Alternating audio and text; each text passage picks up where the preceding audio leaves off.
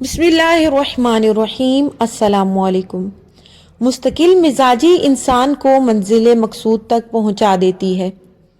مفتی محمد حسن سے ان کے اسٹوڈنٹس اور باقی متعلقین اکثر طور پر یہ سوال پوچھتے رہتے ہیں کہ جب ہم کسی نیک کام کے بارے میں بیان اور نصیحتیں سنتے ہیں تو ہمارے دل میں نیک اعمال کا خوب جذبہ اور شوق پیدا ہو جاتا ہے اور ہم نیک اعمال شروع بھی کر دیتے ہیں، لیکن کچھ دن بعد پہلے جیسا جذبہ نہیں رہتا۔ نیک اعمال میں سستی آ جاتی ہے، یہاں تک کہ وہ نیک اعمال بعد میں چھوڑ دیتے ہیں۔ اب یہ سستی کیسے دور کی جائے اور نیک اعمال پر ہمیشگی کیسے اختیار کی جائے؟ تو ایسے سوالات کا میں یہی جواب دیتا ہوں کہ پہلے تو آپ یہ سمجھیے کہ مستقل مزاجی انسان کو منزل مقصود تک پہنچاتی ہے اور غیر مستقل مزاجی انسان کے لیے منزل تک پہنچنا تو درکنار منزل سے باخبر ہی نہیں رہنا دیتی کہ مجھے کہاں پہنچنا ہے، میرا مقصد کیا ہے۔ لہٰذا اپنے مزاج میں مستقل مزاجی لانی چاہیے۔ عارضی جذبات میں آ کر کوئی دینی خدمت یا نیکی کا کوئی بھی کام شروع کر کے پھر بعد میں چھوڑ دینا، یہ ایک کامل مسلمان کی شان نہیں ہے۔ رسول اللہ صلی اللہ علیہ وآلہ وسلم نے فرمایا، احب الاعمال الی اللہ تعالی ادومها وان قل۔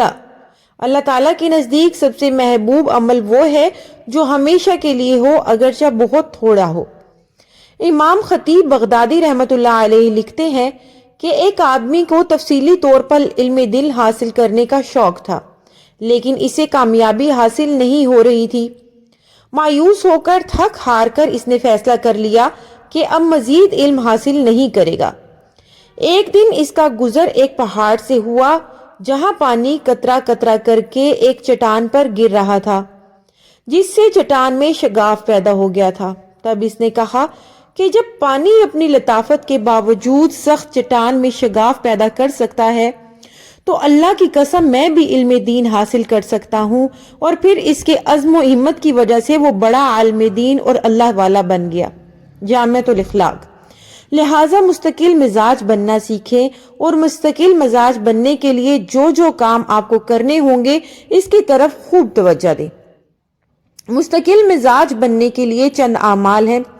کسی بھی نیکی کے کام کے آغاز پر اللہ تعالیٰ سے مستقل مزاج بننے کی دعا مانگنی چاہیے کہ ہمیشہ کے لیے ایسی نیکی کے کام کی توفیق ملتی رہے۔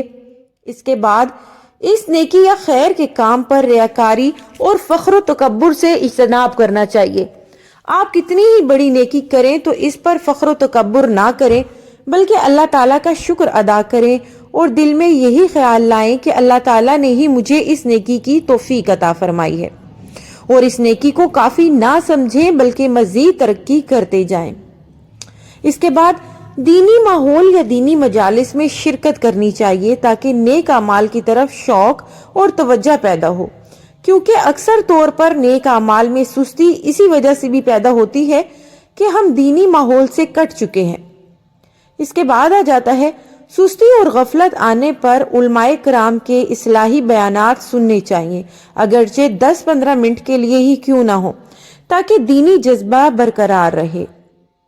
دیندار اور مخلص دوست سے زیادہ بنانے چاہیے جو زیادہ تر دین کی باتیں کرتے ہوں، دنیا کماتے ہوں لیکن دنیا کے ساتھ محبت نہ رکھتے ہوں۔ اس کے بعد آ جاتا ہے نگاہوں کی حفاظت کریں۔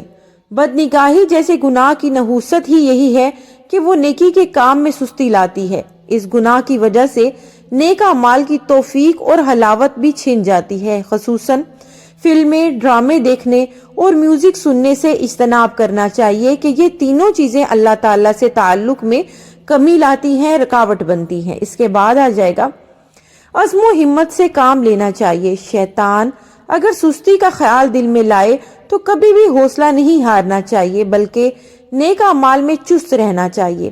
تاخیر اور ٹال مٹول سے کام نہیں لینا چاہیے، اور یہ سب آپ کے عزم اور ہمت پر منحصر ہے۔ اس کے لیے کوئی وظائف وغیرہ نہیں ہوتے بلکہ اپنی ہمت دکھانی ہوتی ہے کہ دل چاہے یا نہ چاہے نیک اعمال ضرور کریں۔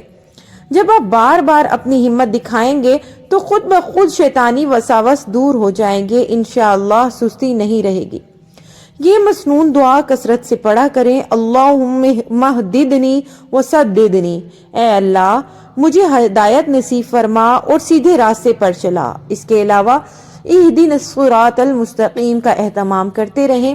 آپ نے شروع بچپن سے ہی سنا ہوگا کہ جب انسان گناہ کرتا ہے تو اس کے دل پر ایک سیاہ نقطہ لگا دیا جاتا ہے، اسی طرح وہ گناہ کرتے چلے جاتا ہے اور سیاہ نقطے لگ لگ کے دل مکمل سیاہ ہو جاتا ہے، اور جب انسان کا دل سیاہ ہو جاتا ہے تو اس کا کوئی بھی نیک عمل کرنے کا دل نہیں چاہتا۔ اگر آپ کی بھی یہ کیفیت ہے، آپ مسلمان ہیں، کلمے پر یقین رکھتے یا رکھتی ہیں، تو آج ہی سے چلتے پھرتے اٹھتے بیٹھتے ہر حال میں استغفر اللہ الذی لا الہ الا هو الحی القیوم واتوب الیہ، استغفر اللہ ربی من کل ذنب واتوب الیہ، اللہم اغفر لی ذنوبی ربی اغفر ورحم وانت خیر الراحمین۔ یہ کچھ استغفار ہیں، ان میں سے کوئی بھی استغفار جو آپ کو آسان لگے وہ آپ پڑھ لیں۔ اگر بہت ہی مختصر الفاظ میں آپ نے پڑھنا ہے تو استغفر اللہ ربی، یہ صرف خالی پڑھ لیں، استغفر اللہ ربی ربی اغفر لی ورحمنی۔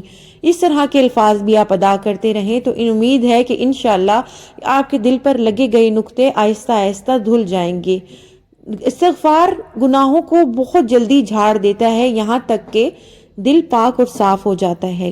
گناہوں سے بچنے کی دعا بھی کرتے رہیں، انشاءاللہ اللہ تعالیٰ آپ لوگوں کو ضرور ہدایت نصیب فرمائیں گے۔ اللہ تعالیٰ مجھ کو بھی ہدایت نصیب فرمائے، اللہ تعالیٰ ہم سب کے تمام چھوٹے بڑے گناہوں کو معاف فرمائے، آمین یا رب العالمین۔